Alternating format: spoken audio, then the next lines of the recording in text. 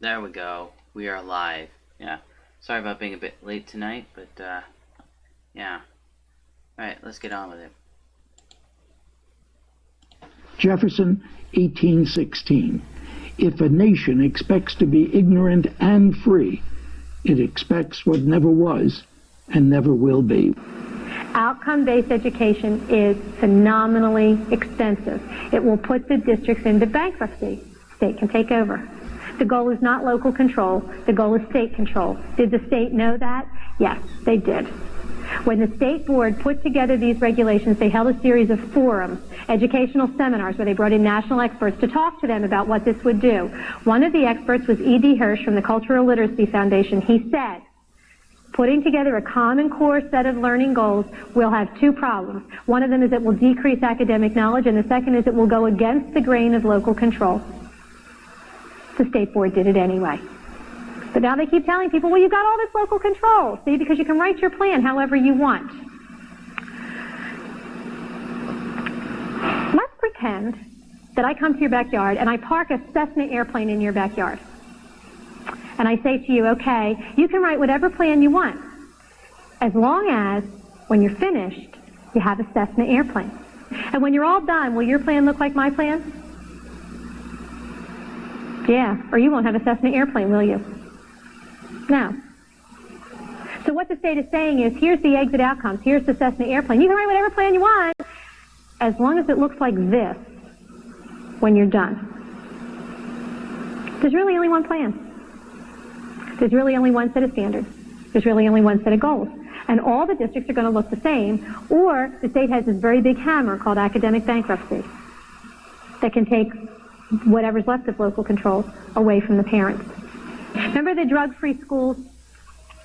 You know, the districts heard that the state did it, but it really came from the federal level. And so if we have to work through the state up to the federal level, because this is really a push from the federal level down through the states. When this parent filed her complaint, and we wound up finding out that here was the mandate, and the mandate came from the federal level, she complained. She filed a complaint at the federal level against the curriculum in her local school district. And what the federal government said was, well, see, the federal protection doesn't apply because there's no federal money at the local district level. The federal government came to the state and said, do you want our money in your block grant? And the state, of course, said yes. And the federal government said, okay, here's the mandate. Federal money stopped there. State took the mandate. State turned around to school district and said, do you want our money in your school district? Yes. Here's the mandate. The federal money stopped at the state level, and so did the protection of federal law. But the federal mandates are jumping that line. And so what we have affecting local district policy in many areas is really a federal mandate and not a state mandate. It's a civil rights issue. You know, I had a reporter say to me, well, you're just mad because, you don't want Marlo Thomas talking to your kids. And I said, this system gives whoever is in control of the state the opportunity to mold the character of the children to their values. Whether it's Mother Teresa or Adolf Hitler is immaterial. Neither Mother Teresa nor Adolf Hitler should have the right to mold every child in the state to their particular value system. That's the role of the families in the state. It doesn't matter whether you're liberal or conservative. It's a civil rights issue, you're right. Behavior modification is not liberal or conservative. It changes children to the state-desired response, and whoever controls the state controls the response. And one of the ways you do that is to start contacting school board members, to allow school board members to educate them on what's wrong, give them the Gamblegrams, and encourage them to stand up as a district and tell the state, no. We have districts that are actually considering suing the state. So if we could get more districts on that, it wouldn't cost any one district a phenomenal amount of money, and it would help back the state off. That's a good thing to do. Working with school board members is an important thing to do, and standing up for your rights in your own classroom with your own children is also an important thing to do. Yeah. If you lower the standards, the academic standards, then it's easier to get a higher graduate level, so your statistics get better. And the plans say that you bring all the social service agencies into the school, so you have a lot more control of the children, and that pushes more and more of the families away. One of the things that Boyertown says, and that it's shown up in all the plans, is how they're going to remediate. And the way that they're going to remediate is that the children who don't meet the goals will be the children who are declared special ed. The special ed regulations are moving away from children who have a specific disability to children who do not meet the goals. The Boyertown plan, which is the prototype, says there's going to be an IEP, that's the special ed plan, for all students. In the new regulations, all students will achieve all student learning outcomes to the state standard. So if you have a child who's very good in science but terrible in art, they're going to have to be remediated in art. Where do you get the time? From science. So that all the individual differences for kids are eliminated because they all have to meet all the outcomes at all the levels. It's right now we have a bell curve. We have below average, average, and then above average. Well, this levels it so everybody's average. So you take time away from things the child is good at to remediate them in things that they're not so good at. One of the things that I keep hearing from the advocates of this is that, well, see, we have to do this because all the families are doing a terrible job. And people say to me, well, how do you argue with that? I mean, there are two ways to argue it. First of all, we've got lots of schools that are rotten, so let's let them clean up their house before they move into my house. And secondly, schools can't become families. Schools have a very valid place in the life of a child to teach basic academic skills. It's something that children need, that is important, that schools have to do. And when schools leave that base and try to become a family, for a child at risk, they lose twice. Because they didn't have a family, now they don't have a school either. My child loses once because he has a family, but he didn't get a school. One of the things they say to us is, well, see, we have kids who come to school without breakfast and kids who are from, disruptive families and all this kind of stuff. And that's true. But in the Depression, we had kids who came to school without breakfast and without shoes. And were from disrupted families. And the children who grew up in World War II had all their daddies go to war and lived in single-parent house where mommy was Rosie Riveter. And they were latchkey children and they lived in disrupted families. But the schools said, our mission, our goal is to teach academics so that these children, if they live in poverty, have the tools they need to escape poverty, to get out, to learn other ways of life. That's our goal, is to teach those academic skills. Our kids lose twice now because they're not getting academics and no school can be a family. The whole issue here is who owns the children. The more time you spend with the kids, the more control you have over the kids. It's about control. That's really when you boil it all down, that's what we come down to, is who controls the children of the next generation. Mike Krieger is doing a series now called It's Time to Rethink Education. And first of all, I have to agree with him 100%. It's most certainly time to rethink education. But folks, it's time to rethink education in a way that's outside the box, okay? The current construct has failed us. The current construct was developed well over 100 years ago to not only promote a communist viewpoint, but also to bring about a society that was geared towards manufacturing, geared towards mass production. And so what they wanted was people just smart enough to operate machinery, but dumb enough to question authority. And that's what our current education system breeds. Is that it breeds good automatons of every way, of every level, up to a doctorate. Just because you have a doctorate doesn't mean you're smart. Let's just be crystal clear with that. Because I've met some pretty dumb doctors out there, I'll tell you that right now. It says here, as a father of 2 young children, Mike writes, my thoughts have increasingly started to center around their young lives and the future of world they'll inhabit, or lack thereof. Such considerations quickly lead to stressful questions such as, what are the best schools in the area and which options can be the best environment in which to thrive? If the best options aren't public, can we afford them? Is it worth the money? All these questions and more have filled the minds of his wife, of my wife, and myself over the past couple of years. And for us, we've been doing it now for a long time. But he says, but lately we started to ask even bigger questions such as, whether the compulsory education system as it exists in the U.S. in 2017 makes any sense in the first place. It doesn't. He says, before I get into that, he says, let's take a step back. He says, a lot with what he does at Liberty Blitzkrieg and what I do here at Daily Sheeple is highlight what's perverse and destructive about human behavior. We see it all the time, folks. And I try to highlight things that oftentimes will motivate people to bring about solutions, because that's really what we need at the end of the day. Well, education is the exact same way. No two humans are wired the same. Then why do we try to teach our children or force them down the same model, down the same road, in the same cinder block classrooms across America. It doesn't work. And it's reflected in the metrics.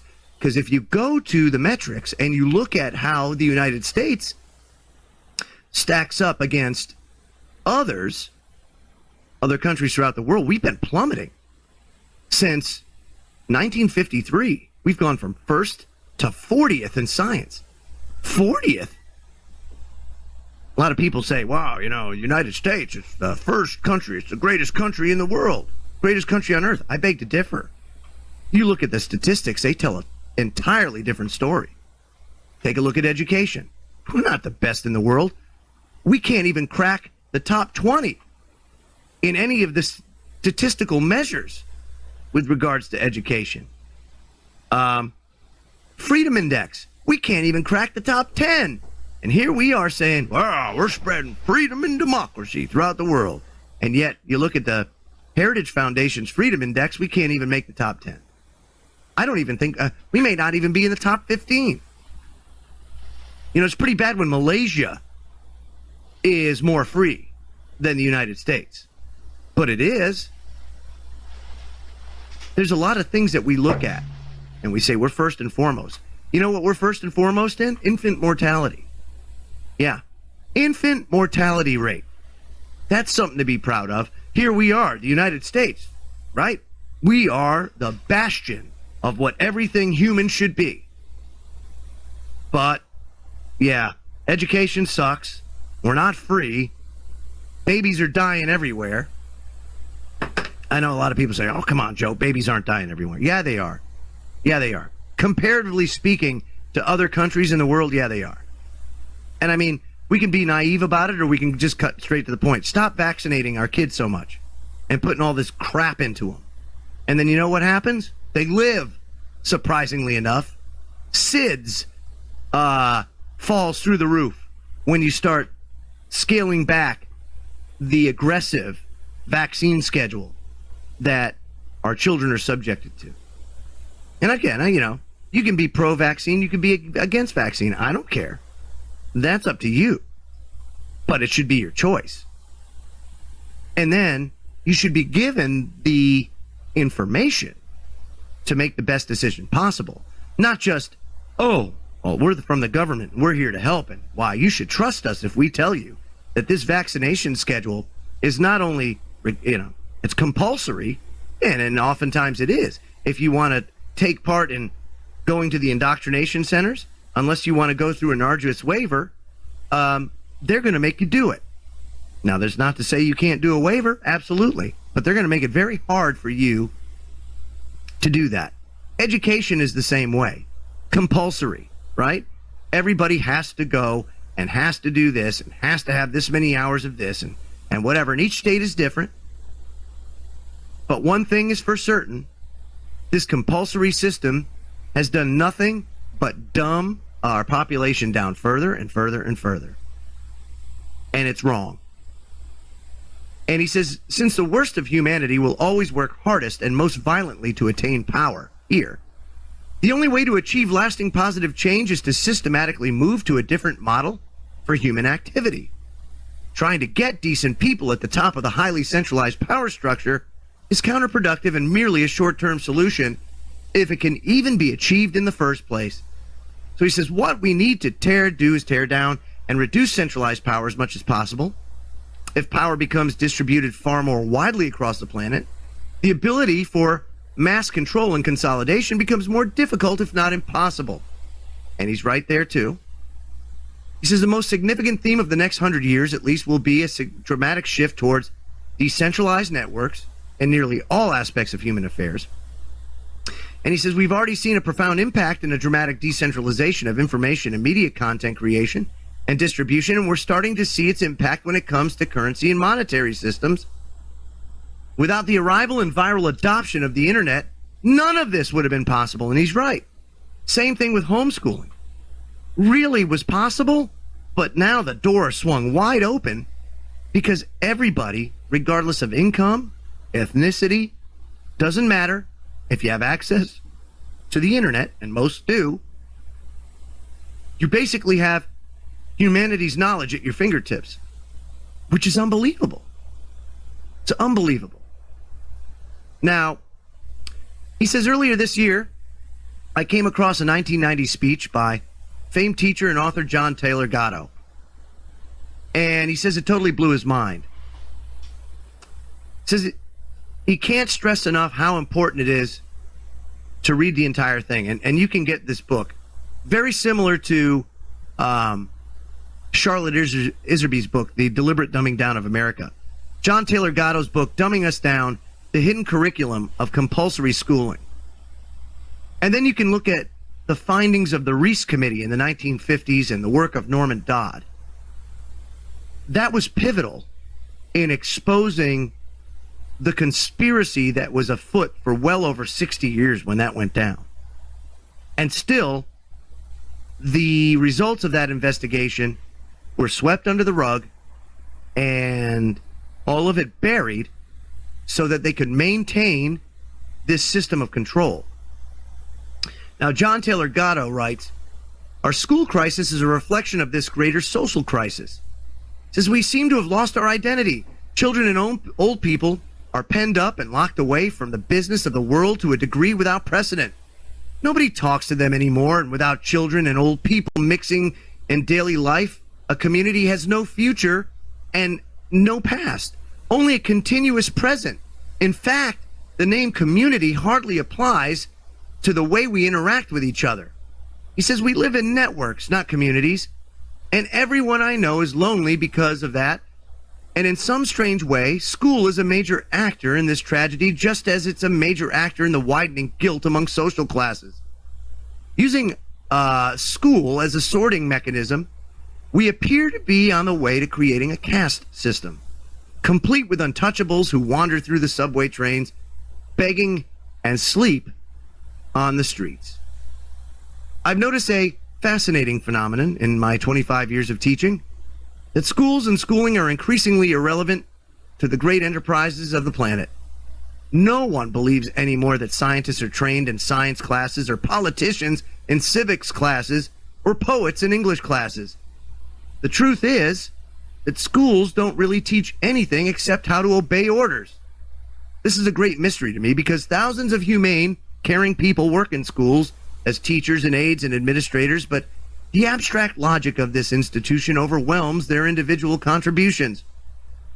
Although teachers do care and do work very hard, the institution is psychopathic. It has no conscience. It rings a bell, and the young man in the middle of writing a poem must close his notebook and move to a different cell, where he must memorize that man and monkeys derive from a common ancestor.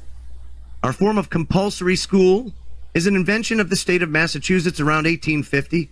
It was resisted, sometimes with guns, by an estimated 80% of the Massachusetts population. The last outpost in Barnstable on Cape Cod not surrendering its children until the 1880s, when the area was seized by militia and children marched to school under guard. Here is another curious thing to think about. The homeschooling movement has quietly grown in size, to a size where 1.5 million young people are being educated entirely by their own parents. Last month, the education press reported the amazing news that children schooled at home seem to be 5 or 10 years ahead of their formally trained peers in the ability to think. Now, he says, I don't think we're going to get rid of schools anytime soon, certainly not in my lifetime.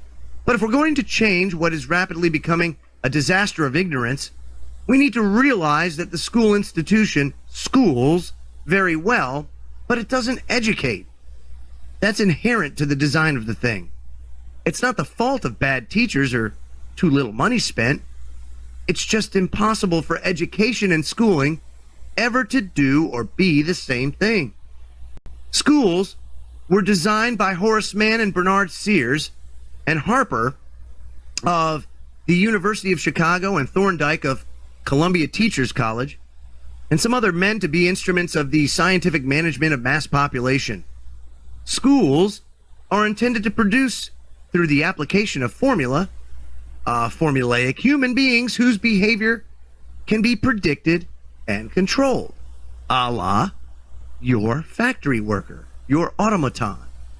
It says to a very great extent, schools succeed in doing this, but our society is disintegrating. And in such a society, the only successful people are self-reliant, confident individuals. Because the community life which protects the dependent and the weak, my friends, is dead. The products of schooling are, as I've said, irrelevant. Well-schooled people are irrelevant. They can sell film and razor blades, they can push paper, and they can talk on telephones, or even sit mindlessly before a flickering computer terminal. But as human beings, they're totally useless. Useless to others, and useless to themselves. Note, my friends, what the public school structure does. It does exactly that. It promotes prison culture. Think about your time in school and remember how the smart people were treated. Were they put up on a pedestal? Were they praised for their good work? Or were they vilified? Were they made fun of? Were they talked down to? Called nerds? Called geeks? Right? Because if you didn't ride the wave, you were an outcast. And people who were smart were cast aside. And they didn't have an easy life. They had a hard life. And they still have a hard life today. This is what it promotes. And this is the problem that we have in society, folks. We have a sorely outdated system. We have a system that was never meant to educate your children. It was only meant to teach them habits and slavery. That's it. And what we have now is a nation of slaves and not critical thinkers. Critical thinking is dead. So do your due diligence if you're a parent or a prospective parent in studying all of the avenues to educate your child and have the cojones to do the right thing in the face of government oppression and tyranny. I was trained to identify the resistors to the sex ed, drug ed, alcohol ed, suicide ed, death ed, those good, smart Americans who realize that anything that has education hanging off the end of it is probably not what they're looking for. I was trained to identify those good people and to go up against them and actually to go and try to get them to join us through the group process system, make them feel important, get them on a committee. And when that just blew my mind. I have to say, people often ask me, what is it that got you involved in education? Well, finding out what I saw at the local level certainly upset me. When I went and I saw that Americans were being trained to identify resistors, then I got pretty upset. And luckily, there was a big book that came with the in-service training called Innovations in Education, A Change Agent's Guide. And I was able to take that back home with me. Unbelievable examples of how to con the Christians and different people who are upset with what you're trying to do, how to bring them over to your side, case studies, true case studies of educators who had put programs in that normally, in a normal American town, nobody would want them. How did they manage to get them in? How did they con the people? And the other thing was, not only was I trained to identify the resistors, I was trained to go to the important people, high profile, highly thought of people in the community, with the Rotary and Chamber of Commerce, Garden Club, you name it, the different groups in our towns. Go to them and convince them of the importance of these new programs like sex ed, drug ed, I just mentioned all of them, and to get them on your side, because when you can get the leadership in a community to go along with it, then the newspaper comes in and says, a committee's been set up with the head of the Rotary and this and that, and they're all getting behind this task force to discuss whether we're going to have a new sex education program. And then when Mary Jones, who ordinarily would think, why would we want to have a sex education program when we don't have any problems with kids having sex or anything? So she might be concerned. She might be one of the resistors. She reads that her best friend, who's the head of the Garden Club, is on this committee, and she thinks, oh, well, hey, Mary Appleton is on that committee. She's heading it up. It must be okay. So I was taught really how to con the community. They always call everybody by the first name. You have to get very, affectionate with people, and you say, William, I'm so glad you've come to this meeting, and I understand your concerns about this program because, I've had other people. Usually it's the really bright people in the community who have these concerns. And would you like to join our group? The original program was funded by what would subsequently become my office. It was funded by the Office of Research in the U.S. Office of Education, because it was funded early on, about the late 60s. Still funded, by the way. And the money went to the University of Michigan in Ann Arbor to a professor by the name of Ronald Havelock. And he was the one that put together the whole training, the whole seminar, the book. And in the back of the book they admitted it. Right in the back of the book, they had about 100 major change agents listed from all over the country. Some of them I recognize, some I still don't, but some I do. And so this was a very important project. And it was being carried out I'm sure, all over the country, not just where I was.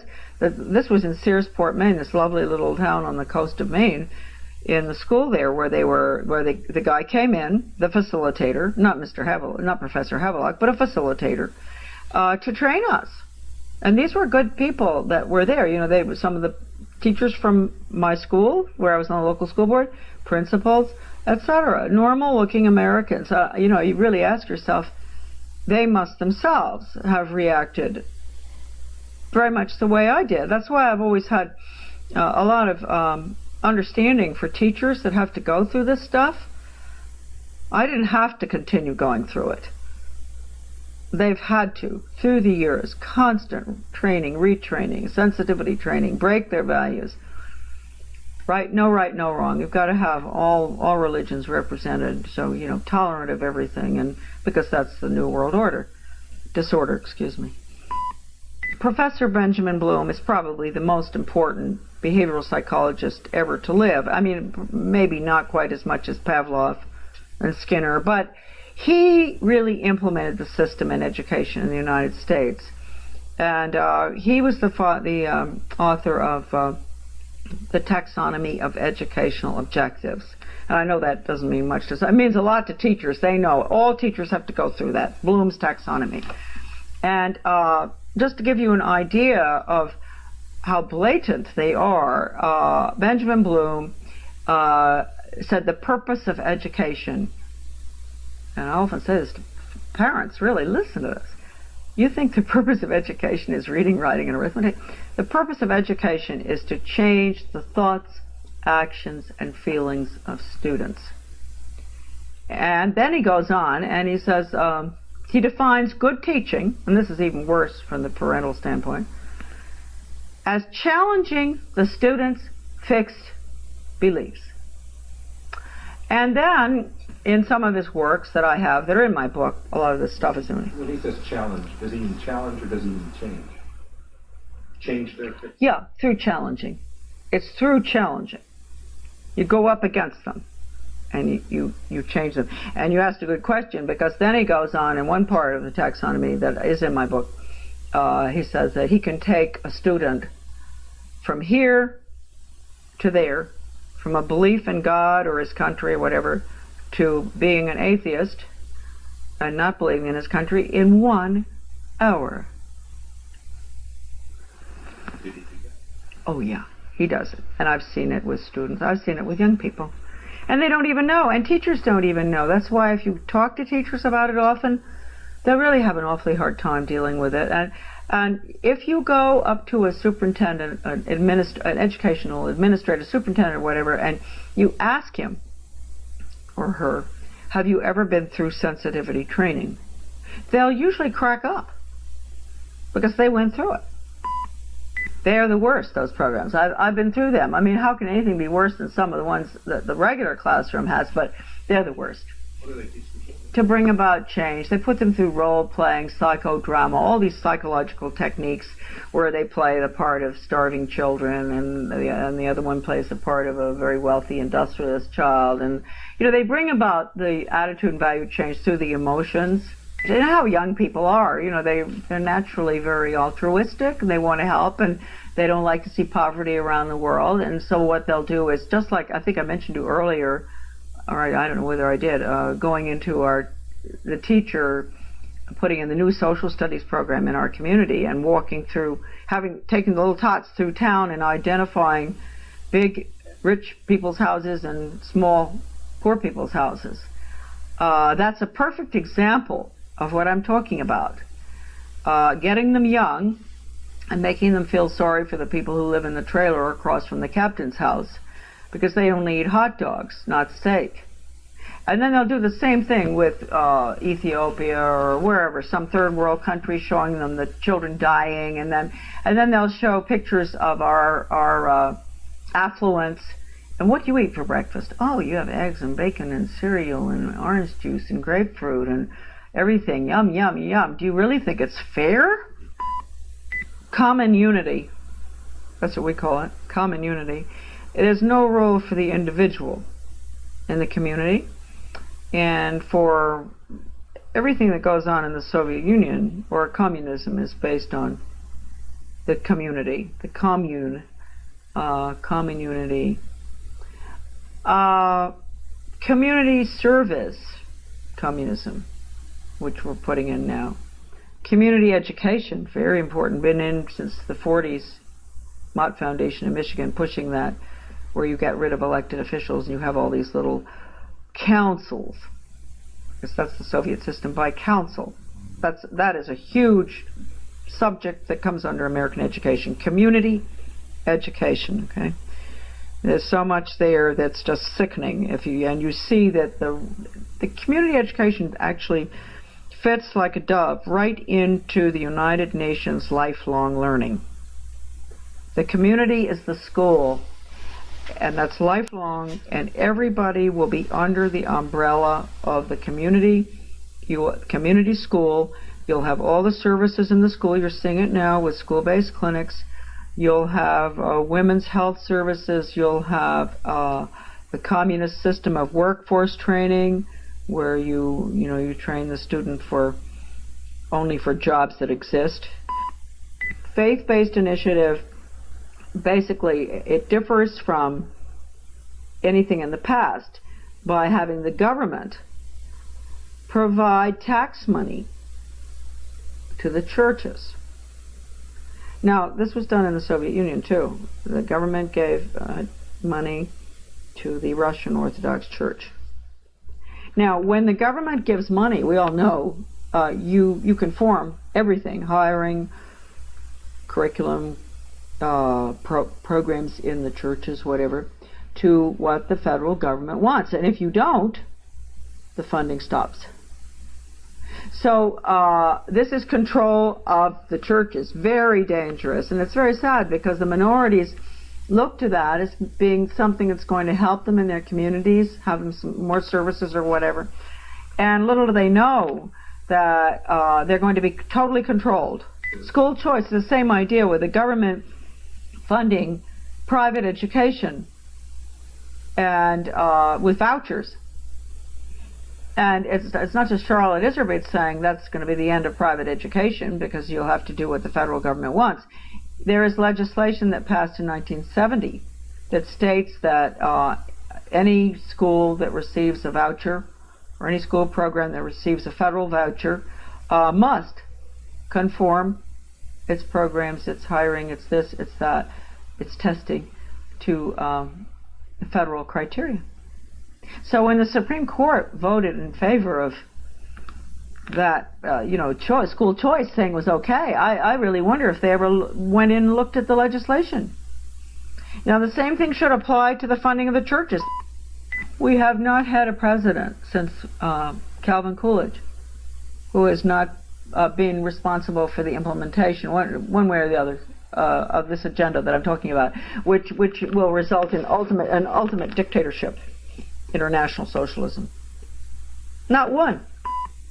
But let's go back a bit to Stalin and Lenin, who said we will first, in order to get international socialism, we have to create regions, control the regions, so make them socialist, And then when we've got 8 or 10, whatever regions, the regions merge, and we have international socialism. Create the problem, people scream, impose a solution, which was yours all along, and merrily go on your way.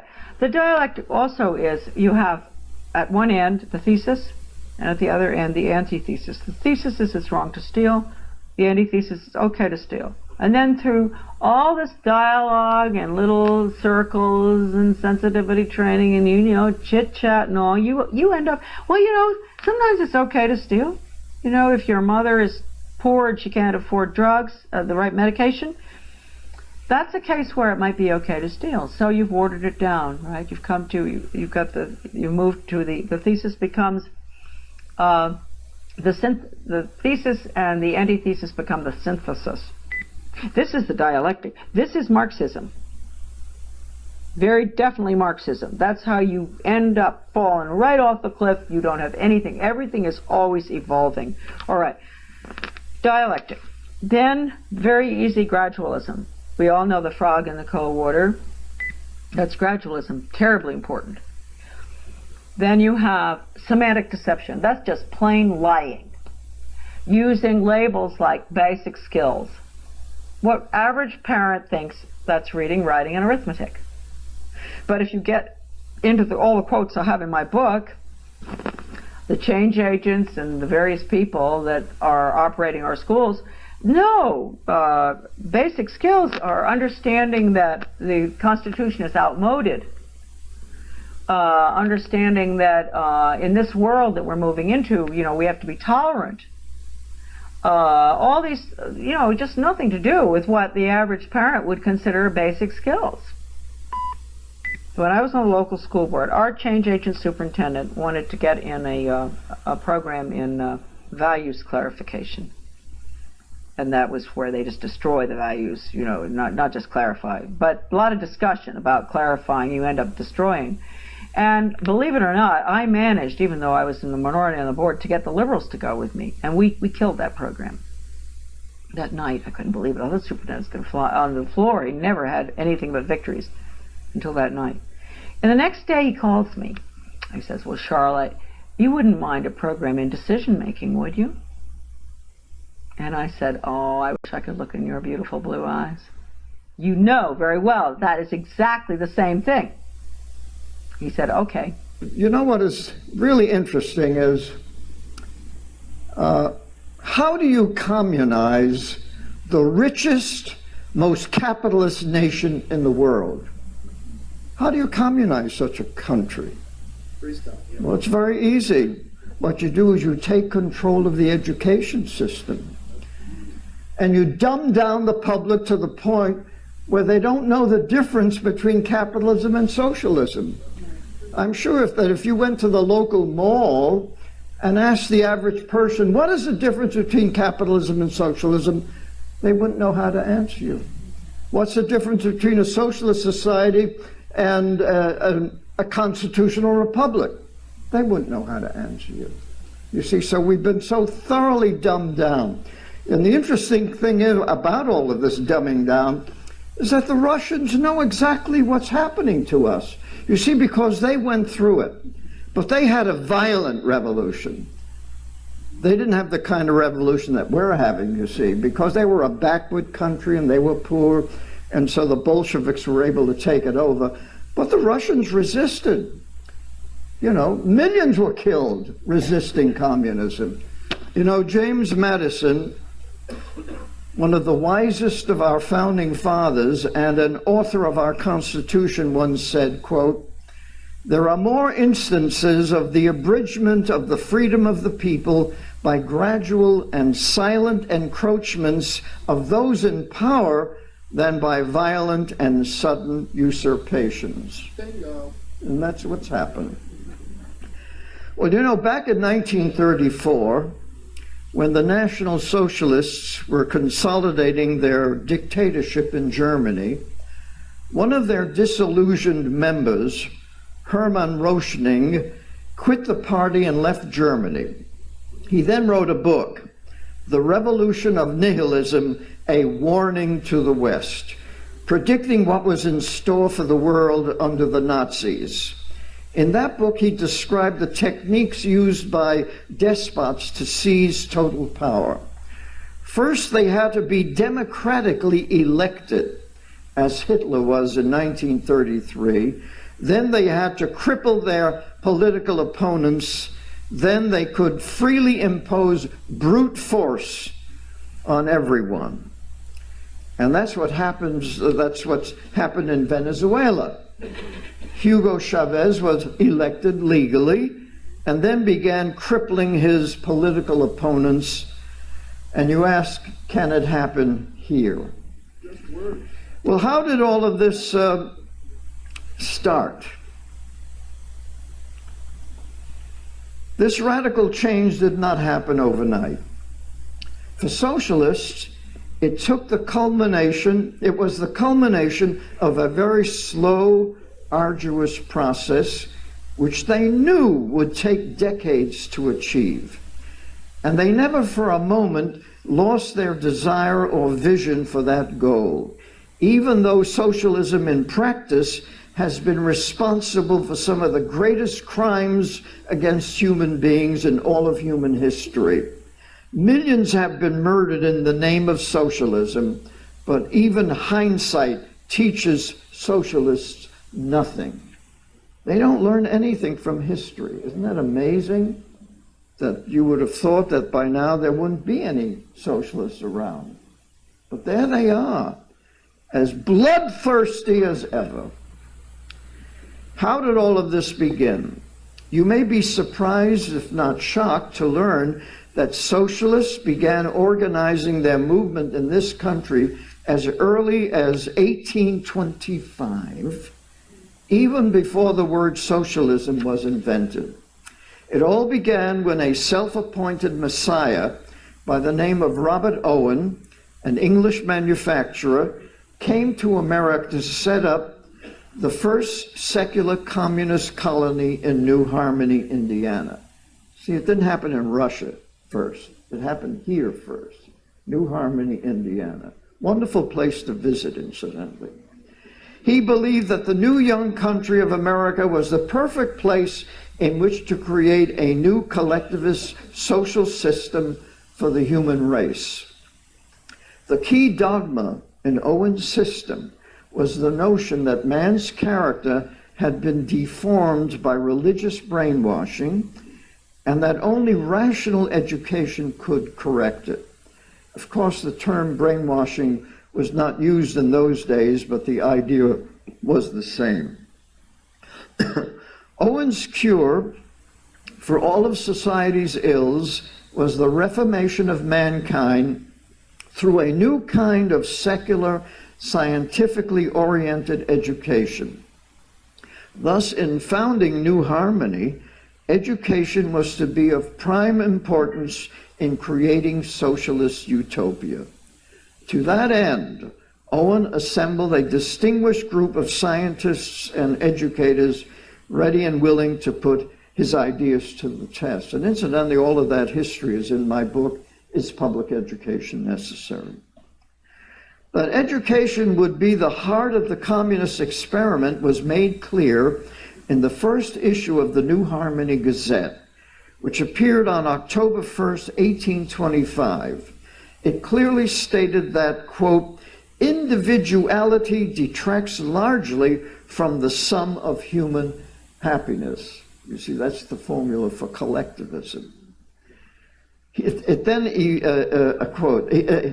elaborated, quote, it is intended to point out what we believe to be the most rational, therefore the best mode of educating human beings from infancy to manhood, knowing that any character, from the best to the worst, from the most ignorant to the most enlightened, may be given to any individual, community, or to the world at large by different modes of education, unquote. And from that time on, government-controlled education has always been the key to the creation of a perfect utopian society led by the socialist elite. When after 2 years, the Owenite experiment failed in New Harmony, The failure was blamed on the education the participants had had as children. They simply could not adapt themselves to a communist way of life. Thus, they believed that a socialist education must precede the creation of a socialist society, which is exactly what they've been doing to our children all these past 5 decades, preparing them for socialism, softening them up for socialism. By the way, when the Bolsheviks took over Russia in 1917, they realized that the middle-class bourgeoisie would never be able to adapt themselves to communism, and that is why millions of them were sent to the labor camps in Siberia or eliminated.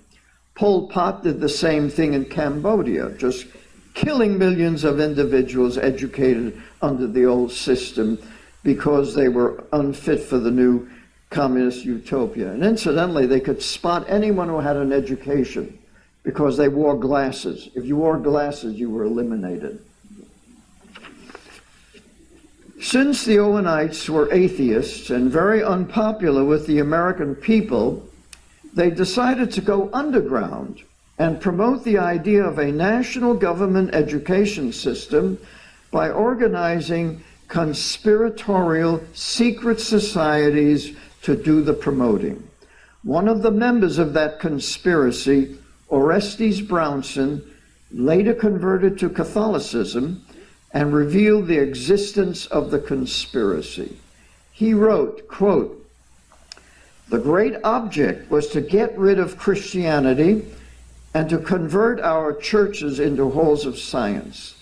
The plan was to establish a system of state, we said national schools, from which all religion was to be excluded, in which nothing was to be taught but such knowledge as is verifiable by the senses, and to which all parents were to be compelled by law to send their children." Of course, that's happened.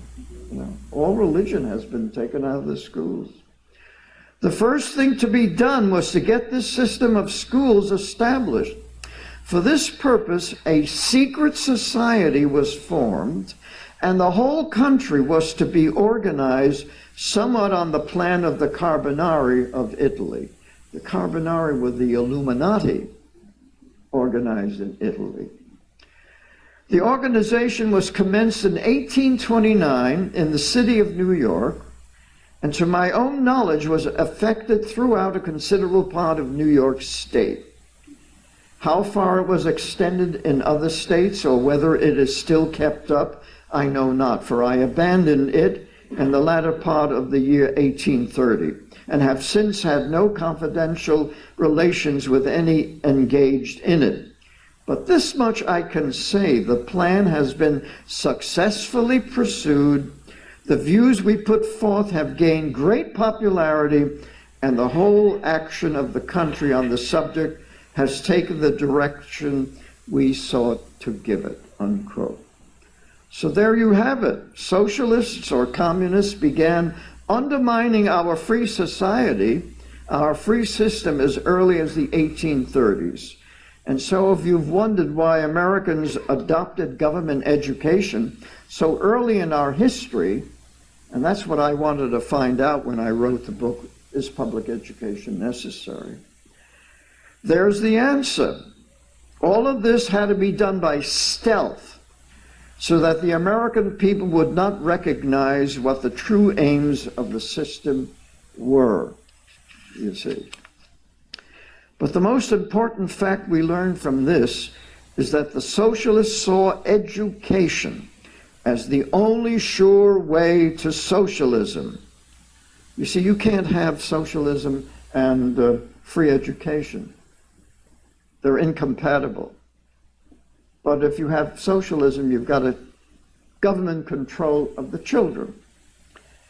In that way, they could get around the obstacles our Constitution put in their way.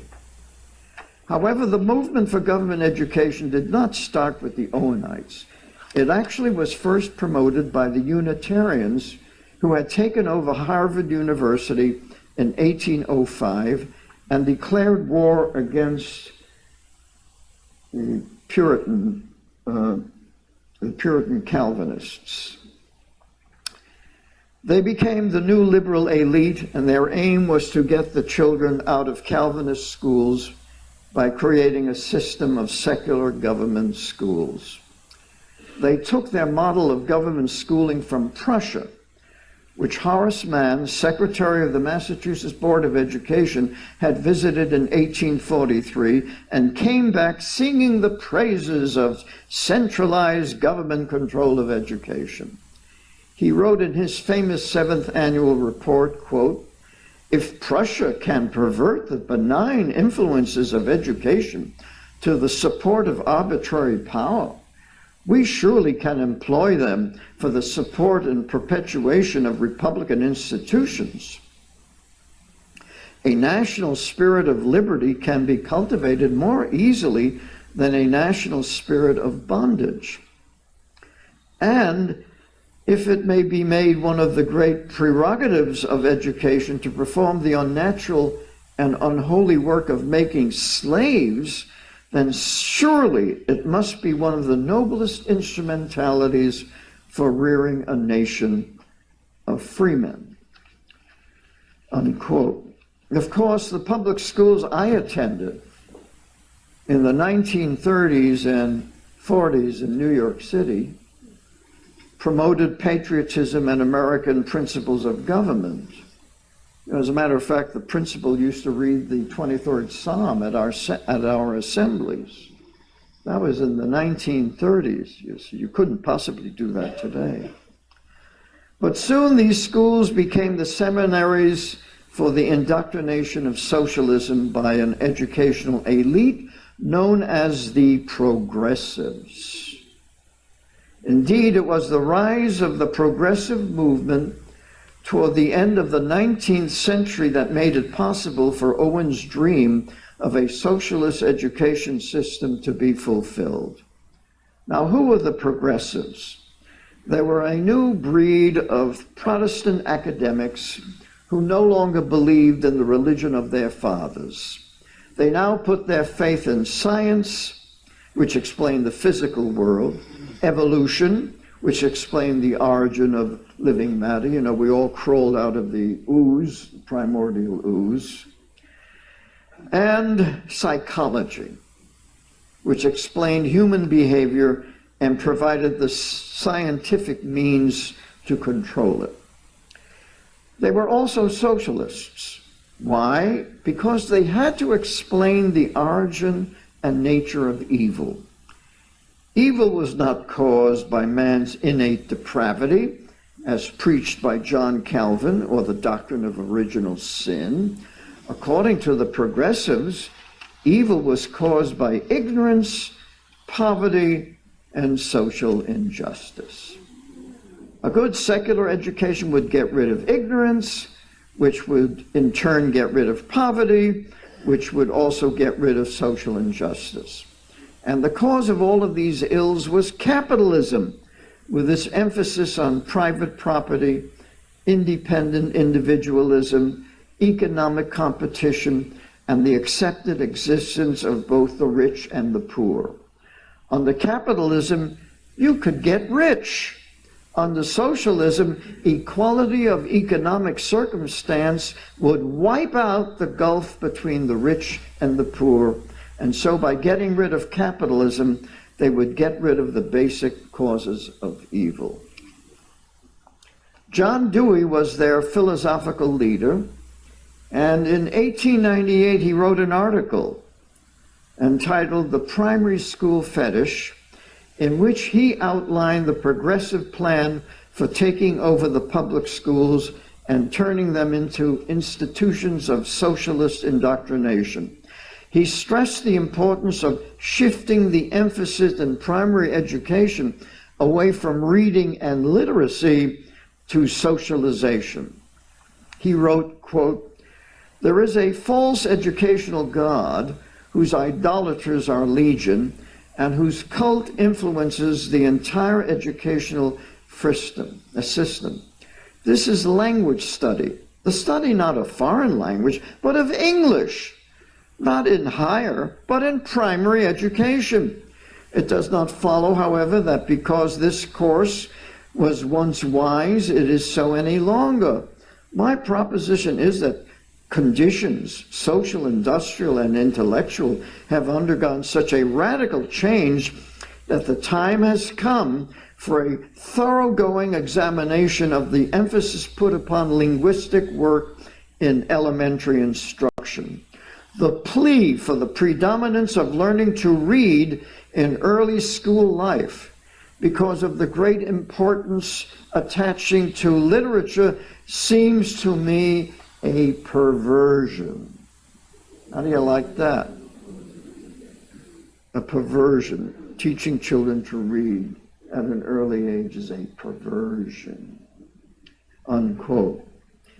And because his views would be considered so radical by parents and teachers, he wrote, quote, "Change must come gradually. To force it unduly would compromise its final success by favoring a violent reaction." So if all of these plans were so good, why would they favor a violent reaction? Why would people object? He goes on, he says, "What is needed in the first place is that there should be a full and frank statement of conviction with regard to the matter from psychologists and physiologists and from those school administrators who are conscious of the evils of the present regime," unquote. In other words, deceiving parents would become an important and implicit part of the plan for radical reform. And psychologists, of whom Dewey was one, would play an important part in creating this elaborate deception. Dewey then wrote, quote, "There are already in existence a considerable number of educational experiment stations which represent the outposts of educational progress. If these schools can be adequately supported for a number of years, they will perform a great vicarious service," unquote. Indeed, Dewey himself conducted such an experimental school at the University of Chicago, and the book he wrote about that experience, The School and Society, became the Bible of progressive education and the basis of 20th century school reform. Incidentally, one of the new experimental schools that used the new progressive curriculum was the Lincoln School at Teachers College at Columbia University. John D. Rockefeller Jr.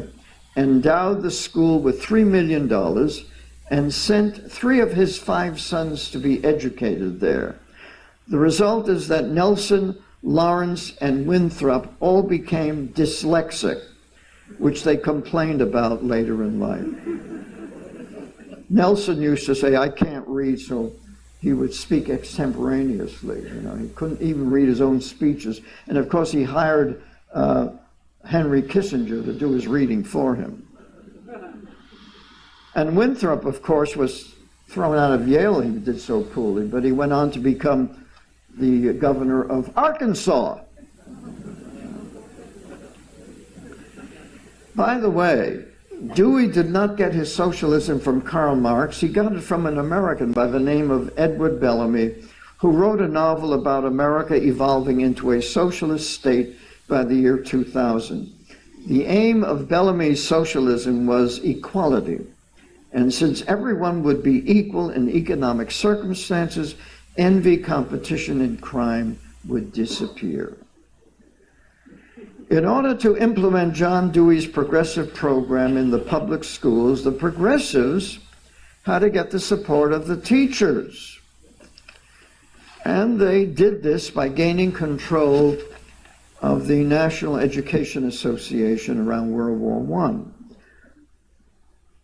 After the war, the NEA began a long-range campaign to get federal aid for the public schools. Not an easy task. From 1867 to 1940, a period of 73 years, the Congress passed about 11 minor pieces of legislation related to education. The fear of federal control of schools kept most legislators from voting for federal aid to public education. But resistance was gradually broken down by such acts as the National School Lunch Act of 1946 and the School Milk Program Act of 1954. Who could possibly be against lunch and milk for children? See how they work? They know how to pull on the heartstrings of the people. But it was the Elementary and Secondary Education Act of 1965, passed during the Johnson administration, which opened the floodgates of the U.S. Treasury for the benefit of the progressive establishment. From 1965 to 1983, a period of only 18 years, there were 43 education acts passed by Congress, including the establishment in 1979 of a U.S. Department of Education with cabinet status. And we've got to get rid of that department, you know. Reagan tried to get rid of it, but he was sabotaged by the rhinos in his own government, you see. In the year 1994 alone, there were about 180 educational restructuring bills before Congress. The three most important bills enacted were Goals 2000 Act, the School to Work Opportunities Act, and the Improving America's Schools Act, a reauthorization of the ESEA of 1965. Title I of that law was supposed to help the poor and culturally deprived kids learn to read. 45 years and over $150 billion later, the kids are doing worse today than in 1965. All that money spent for what? Spent just to finance all of these teachers, you know, all of these so-called Title I teachers. You see, every school district has Title I teachers, a Title I director, a Title I assistant director, a Title I assistant director, you know, and they're all on the payroll. That's where the money goes. Then the kids are not learning to read. Today, it's called the No Child Left Behind Act, and it was passed by a bipartisan Kennedy-Bush love fest. You remember that? When they were hugging each other? Oh, it's all for the children. The progressives were also behavioral psychologists who consider children to be little animals who can be trained like animals. See, it's true, animals can be trained, but they can't be educated. True, human beings can also be trained, but human beings can be educated, you see. The most outspoken of the behaviorists was John B. Watson, who wrote in 1924 in his book Behaviorism, quote, "Human beings do not want to class themselves with other animals. They are willing to admit that they are animals, but something else in addition. It is this something else that causes the trouble. In this something else is bound up everything that is classed as religion, the life hereafter, morals, love of children, parents, country, and the like. The raw fact that you, as a psychologist, if you are to remain scientific, must describe the behavior of man in no other terms than those you would use describing the behavior of the ox you slaughter." And this drove and still drives many timid souls away from behaviorism. In other words, behavioral psychology was not a career for the timid. And that is why today's behavioral psychologist will stick it to the parents.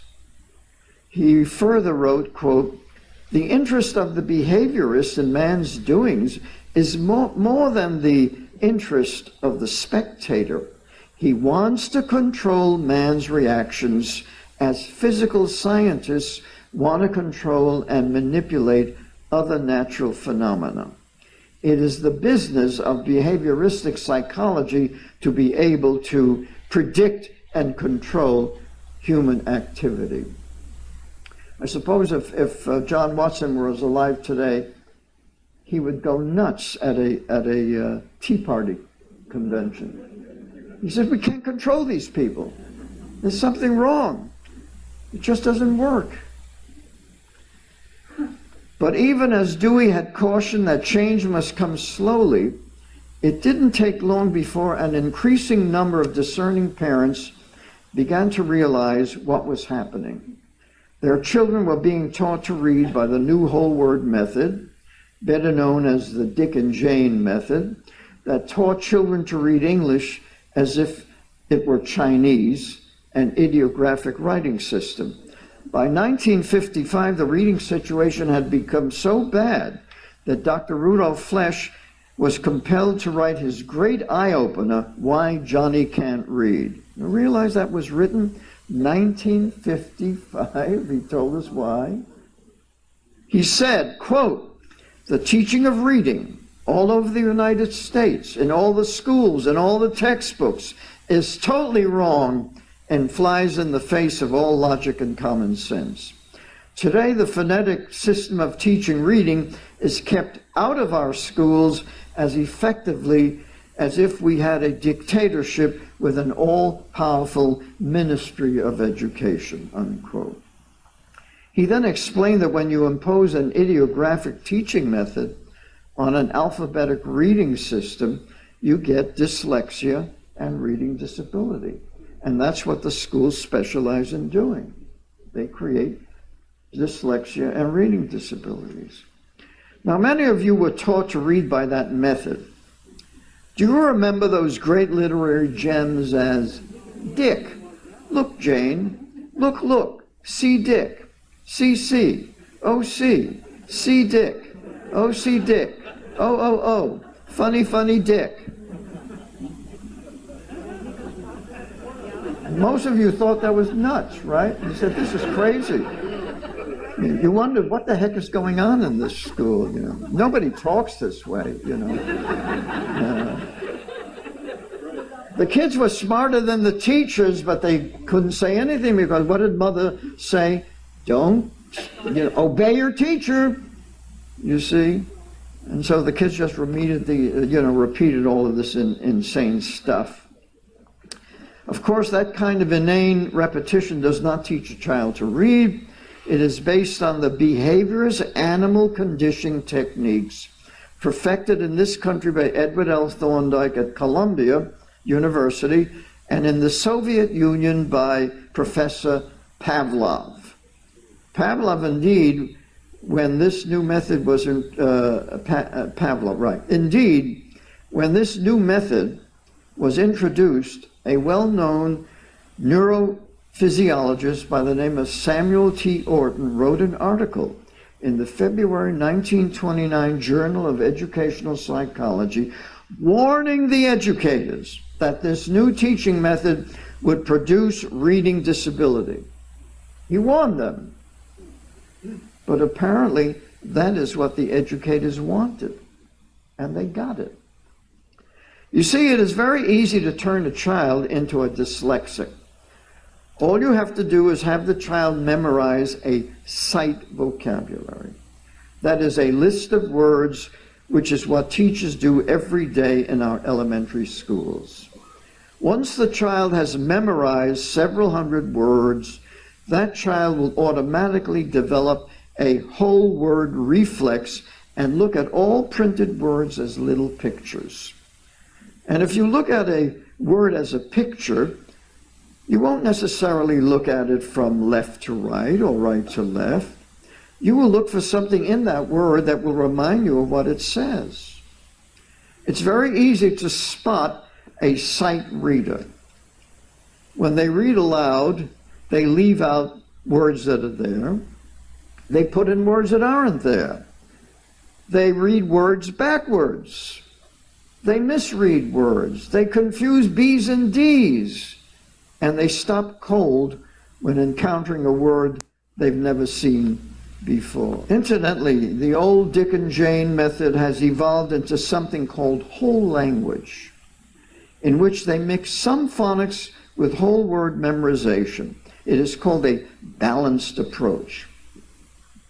But that balanced approach is deceptive in that it does not teach intensive systematic phonics.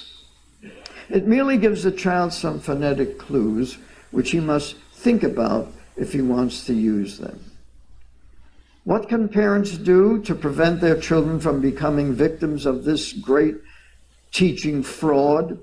The best solution is to teach your child to read at home. True, some children do learn to read in school because for some reason or other they're able to figure out the system. And some of them have photographic memories. But many children, of course, can't, as we all know. If you're curious about the philosophy behind whole language, here's a description of it given in a book entitled Whole Language, What's the Difference?, written by 3 whole language professors in 1991. We read on page 19, quote, "From a whole language perspective, reading, and language use in general, is a process of generating hypotheses in a meaning-making transaction in a socio-historical context." I'm sure you all got that, right? As a transactional process, reading is not a matter of getting the meaning from the text, as if that meaning were in the text waiting to be decoded by the reader. Rather, reading is a matter of readers using the cues print provides and the knowledge they bring with them of language subsystems of the world to construct a unique interpretation. Moreover, that interpretation is situated. Readers' creations, not retrievals of meaning with text, vary depending on their purpose of reading and the expectations of others in the reading event. This view of reading implies there is no single correct meaning for a given text, only plausible meanings, you see, unquote. So, of course, when we read, see Dick, oh, funny, funny Dick, you don't know what it means, It could mean something else. And if that doesn't convince you that these professors are nuts, read what they say on page 32. Quote, "Whole language represents a major shift in thinking about the reading process.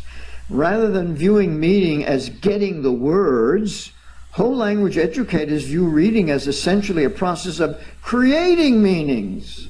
See, it doesn't matter what the author has written. You can create your own meaning, you see. Meaning is created through a transaction with whole meaningful texts of any length that were written with the intent to communicate reading. It is a transaction, not an extraction of meaning from the print, in the sense that the reader-created meanings are a fusion of what the reader brings and what the text offers. Although students who learn to read in whole language classrooms are, like all proficient readers, eventually able to read or identify a large inventory of words, learning words is certainly not the goal of whole language. Would you ever, unquote, trust a whole language reader to read a contract? If they're going to interpret it, how is that going to stand up in court? Oh, well, I thought the contract said this, because that's my interpretation, you see. And I'm a whole language reader. Now, you might think that all of this pedagogical insanity is taking place in some kind of political vacuum. Nothing could be farther from the truth. Whole language practice is very politically oriented. We read on page 23, quote, "Learning is a social process. Although whole language educators accept the importance of learning through individual interactions with the environment, they lean more heavily on Vygotsky's ideas about the social nature of learning.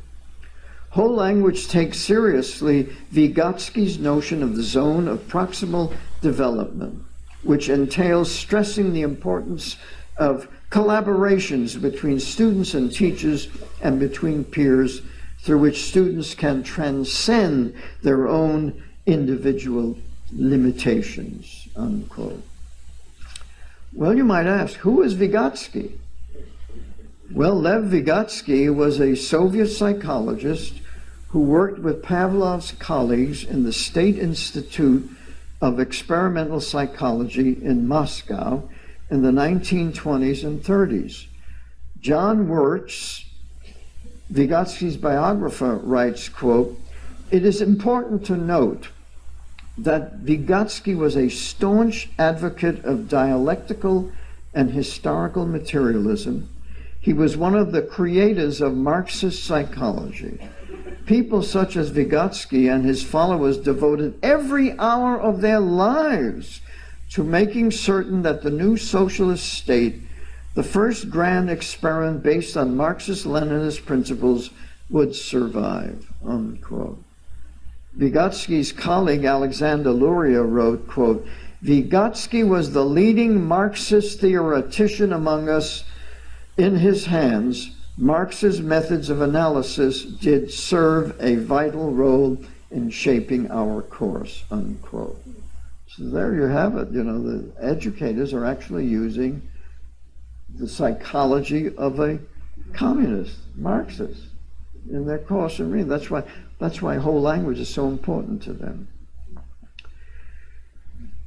Apparently, these same methods of analysis are also serving to shape the course of the whole language agenda.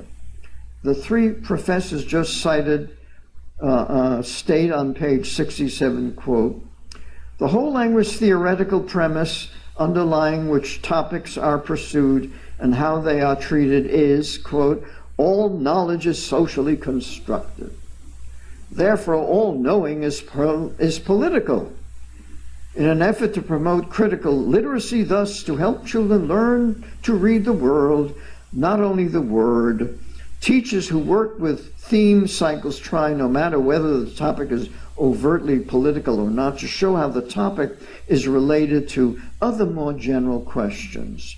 They try to demystify social institutions by helping children investigate connections between surface facts and underlying social structures, between lived experience and structural features of class, gender, and race. They know that not making connections is as political as making connections," unquote. So you can see how thoroughly political this whole business is, how they've used the teaching of reading as a means of creating little socialists. Very clever, you know. And they get away with it. Because who reads these books? Other educators. So you're probably the first general audience to hear what they actually say in these books, you see. Because people like me are willing to read these boring books to bring all this information to you.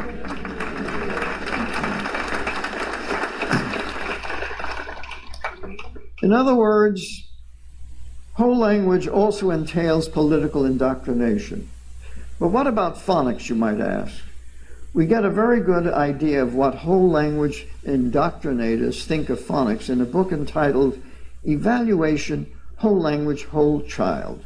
We read on page 19, quote, "The way you interpret what the child does will reflect what you understand reading to be. For instance, if she reads the word feather for father, a phonics-oriented teacher might be pleased because she's come close to sounding the word out. However, if you believe reading is a meaning-seeking process, you may be concerned that she's overly dependent on phonics at the expense of meaning. You'd be happier with a miscue such as daddy, even though it doesn't look or sound anything like the word in the text. At least the meaning would be intact," unquote. My response to that kind of imbecilic pedagogy is that any child who looks at the word father and says daddy can't read. It's as simple as that. But tell that to a whole language teacher.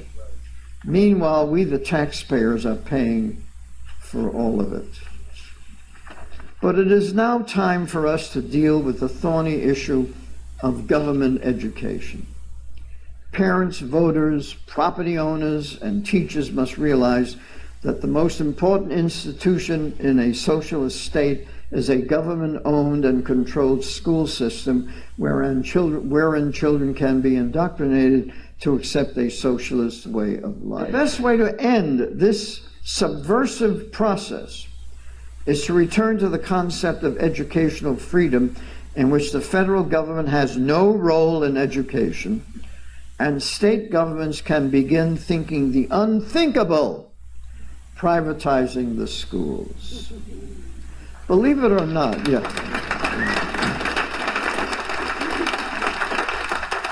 See, we've got to get government out of education. Government does not belong here. It's a parental responsibility, and it's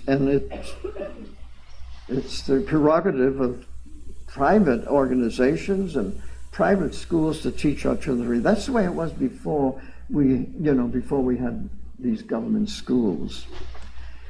Believe it or not, local public schools can easily become private institutions governed by local trustees and supported by tuition fees.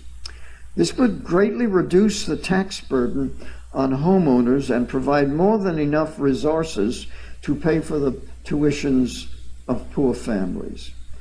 The cost of education would decrease dramatically, since education would once more become reality-oriented, wherein the fundamental academic subjects would be taught without the added costs of progressive educational malpractice. Individual intelligence and literacy would be enhanced, while collectivist groupthink would be gotten rid of. But most compelling of all, the drive towards socialism would be stopped, for you cannot have socialism without government-controlled education.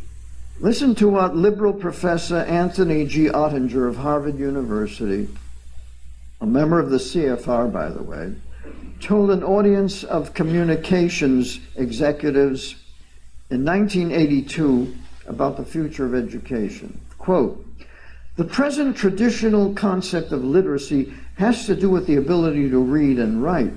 But the real question that confronts us today is, how do we help citizens function well in their society? How can they acquire the skills necessary to solve their problems?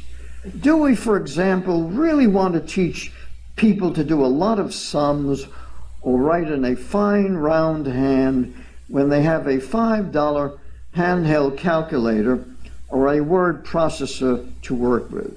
Or do we really have to have everybody literate, writing and reading in the traditional sense, when we have the means through our technology to achieve a new flowering of oral communication?" And you know what that is, that's rap, oral communication. He goes on, "What is speech recognition and speech synthesis all about if it does not lead to ways of reducing the burden on the individual of the imposed notions of literacy that were a product of 19th century economics and technology? It is the traditional idea that says certain forms of communication, such as comic books, are bad. But in the modern context of functionalism, they may not be all that bad," unquote. I doubt that there are many parents in America who send their children to school to learn to read comic books. If anything, they want their children to be taught to read and write in the traditional manner. They don't consider learning to read as a burden imposed on the individual. Rather, if taught properly, learning to read can be a joyful experience for children eager to explore the wonderful world of the written word, as we all not so long ago witnessed in the amazing popularity of the Harry Potter books. Remember that? All these kids suddenly, and incidentally, those Harry Potter books were not small books. They were 600 pages, 700 pages, and the kids ate them up. And they enjoyed them. Widespread literacy, by the way, is not the product of the 19th century forces.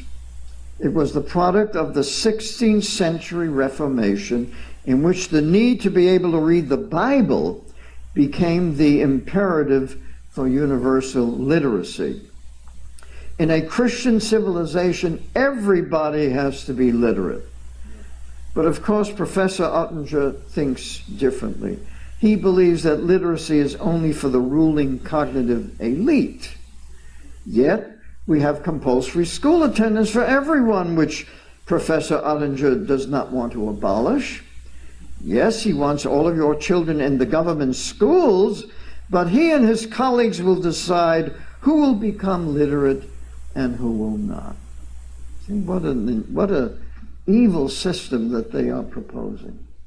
See how their minds work to deliberately create illiterate children that they can control.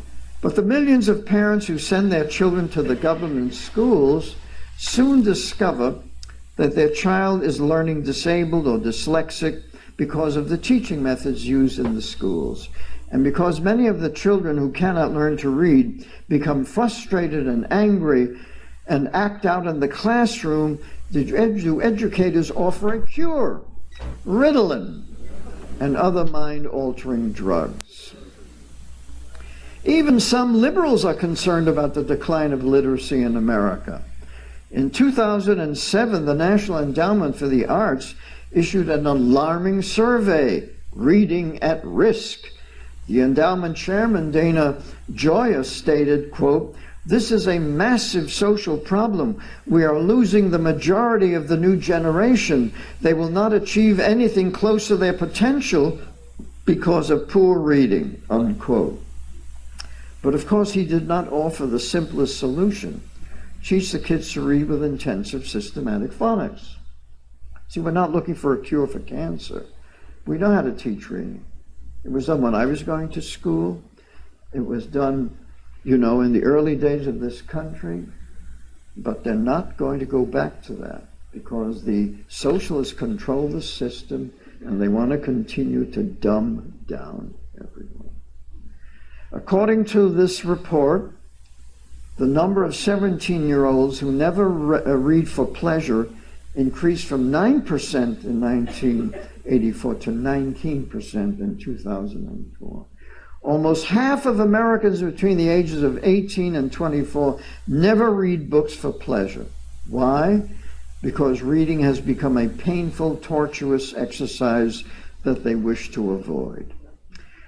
The simple truth is that literacy is not at all difficult to achieve, provided the right teaching methods are used. Indeed, the homeschool movement has already proven that parents can actually do a better job of teaching reading than our high-priced professionals.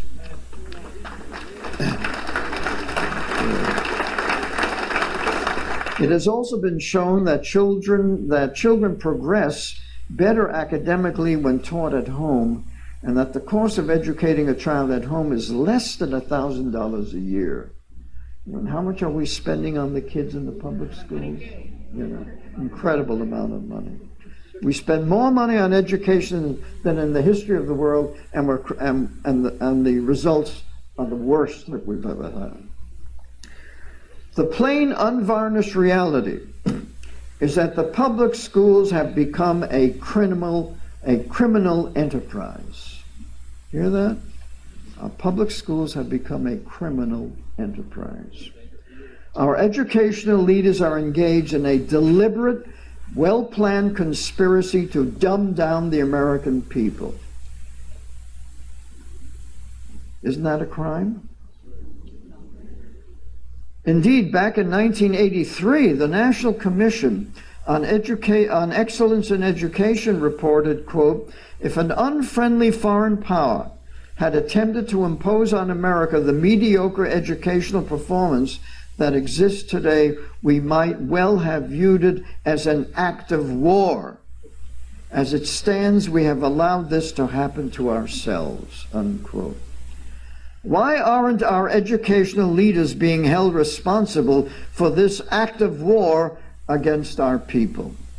Should not the deliberate dumbing down of an entire nation be considered a crime of gigantic proportions? What about the deliberate use of teaching methods that cripple the brains of our children? Is that not also a crime? Medical malpractice is a punishable offense, but educational malpractice is not. And the educators manage to extort more and more money from a gullible public to keep doing what they've been doing for decades. Is not extortion a crime? So that's what they do. They extort money from us. Our educators have also become drug pushers. Drug pushers are supposed to be criminals, right? Forcing 6 million children to take mind-altering drugs so that they won't be able to resist the harm being done to them in the classroom. Is turning a normal child into a drug addict not a crime? What about exposing children to virtual pornographic sex education, in which they are taught that perversion is perfectly normal? Is that not a kind of child molestation that should be labeled a crime? Sex education has become a battering ram against a child's religious morality. As a result, millions of children are condemned to lives as functional illiterates, mentally stunted, spiritually empty, and morally vulnerable. Nor do we know how many children have been led to suicide by satanic death education, which has been marbleized into the curriculum. Writing one's obituary, visits to funeral parlors and cemeteries are part of the death education program. Our government schools now produce ignorance, illiteracy, moral depravity, assaults, and massacres. There were no massacres when I was going to school. We loved our teachers because our teachers were doing good. They were helping us learn. They didn't interfere with our religious beliefs. They didn't want us to become atheists. And so we loved them. And the schools were immaculate. And nobody burned them down. And there was no vandalism. But today we've got massacres in the schools. Can you imagine? So the children are in danger physically in the schools. Got shootings, assaults, massacres. And most American parents still send their children to these institutions because they are free and have a great football team. But what a price many of their children will pay for the rest of their lives. I could go on, but I know you get the message. We are where we are today because we let our guard down. As a result, we are now in a fight for our lives, our freedoms, and the future of our children. The Founding Fathers dedicated their lives, their fortunes, and their sacred honor to achieve the freedom they gave us. Can we do any less? U.S. Department of Education, headed by Obama appointee Arne Duncan, has created for the first time a formal educational partnership with Communist China, a step that some human rights activists criticize as helpful to China but pointless for America. Education Secretary Duncan signed the 2009 Joint Statement of Exchange and Cooperation with the Chinese Minister of Education, Chao Chi, on April 16th. State Councilor Madame Liu, the highest-ranking woman in the Chinese government and the only female member of the State Council, was the spokesperson for the Chinese dignitaries during the meeting. And Secretary Duncan, you have been so courageous in carrying out reform in the field of education. I'm sure that's also the reason why President Obama has nominated you as the Education Secretary. 所以我是觉得中美的这个教育合作确实有着渊源，也有着当前有着非常重要的意义。 Cooperation in education between our two countries can go way back into the past, has a long tradition, and also meet immediate needs. Secretary Duncan says the challenges China and America face are similar. It amazes me how absolutely similar the challenges are and the huge sense of urgency that we both share. 确实让我感到特别惊讶的就是，我们面临的挑战、任务的紧迫，确实是非常的相似。We worry a lot about equality of opportunity, and we think the only way to move children and families out of poverty is through quality education. 我们担心很多的就是怎么样确保教育机会的公平，而且我们认为要让这些穷困的家庭摆脱贫困，唯一的办法就是让他们的孩子接受优质的教育。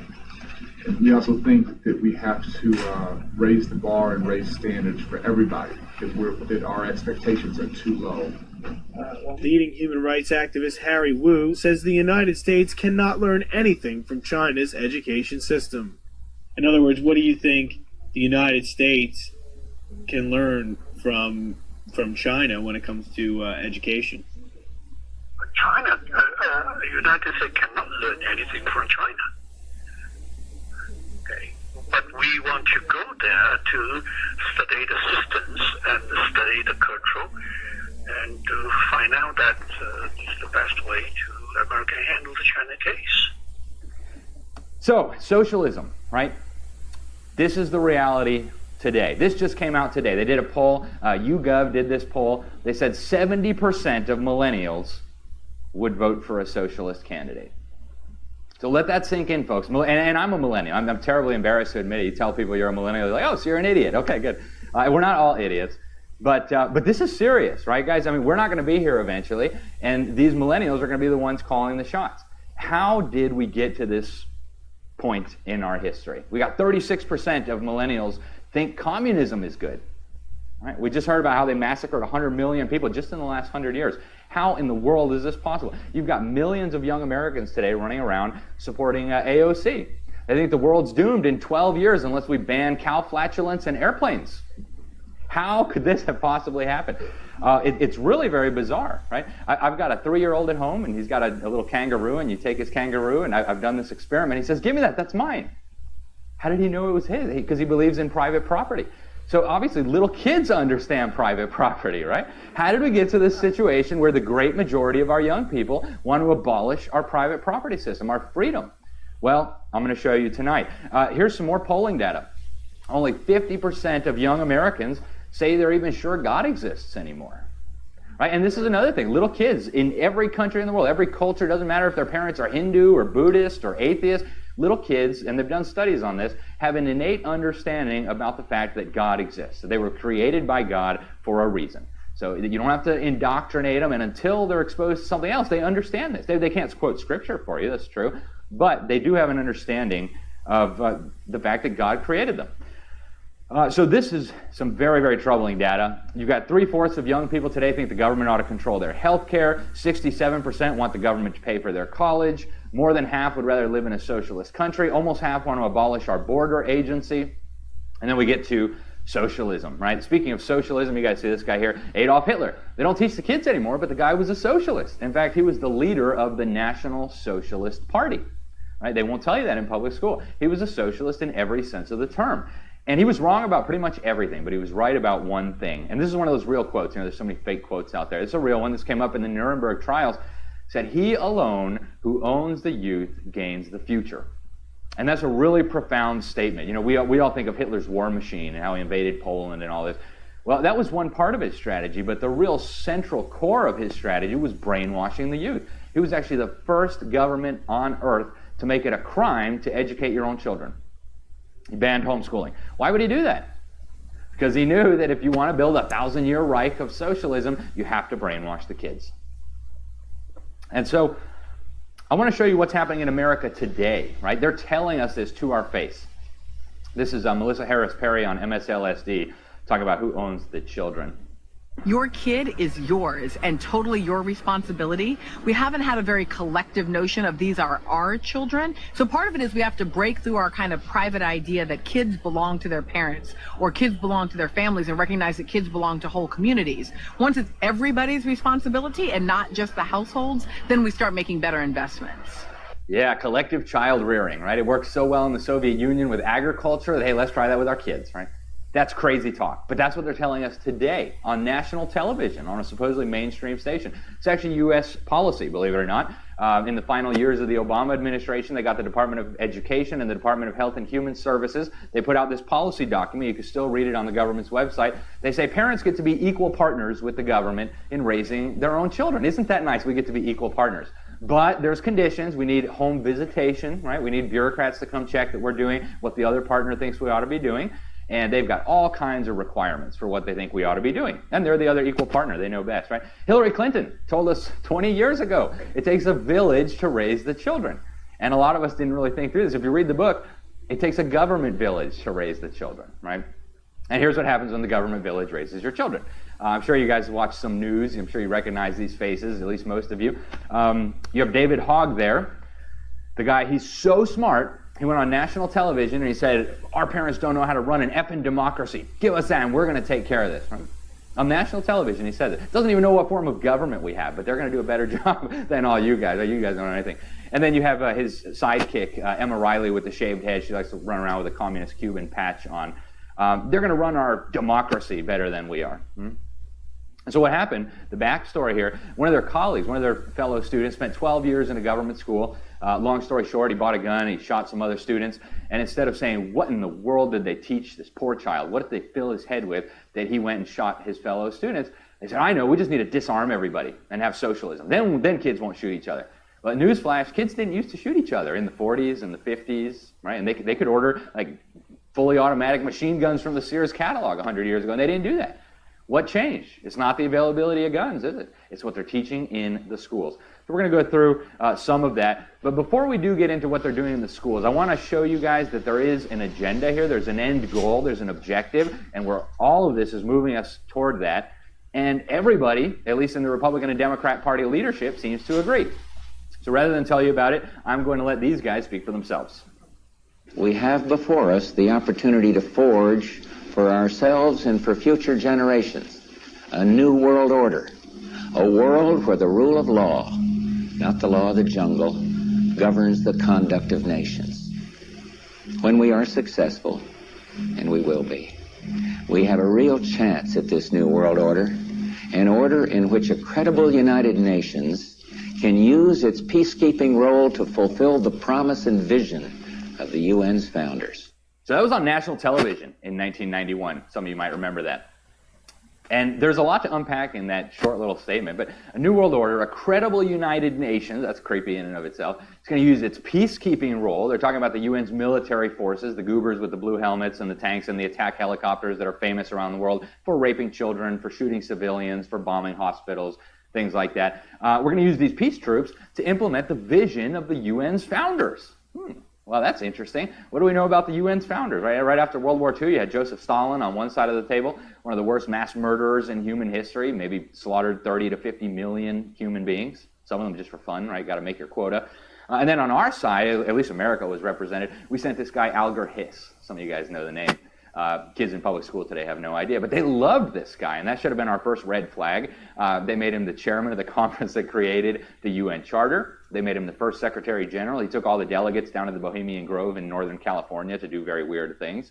You can watch the Deep State video later if you want to see some footage of what they do. And then we threw him in prison because he was working for Joseph Stalin. So somebody ought to ask, I mean, it's too late now. George Bush went to go meet his maker, and I can't imagine that went well, but somebody should have asked him, why would we want to give up the vision of our founding fathers for this vision of the UN? That's a good question. And unfortunately, it's not just a Republican problem. Here's the leader of the Communist Party saying the same thing. The affirmative task we have now is to actually create a new world order. A new world order. So they all agree, right? Here's the other leader of the Communist Party, everybody's least favorite rapist.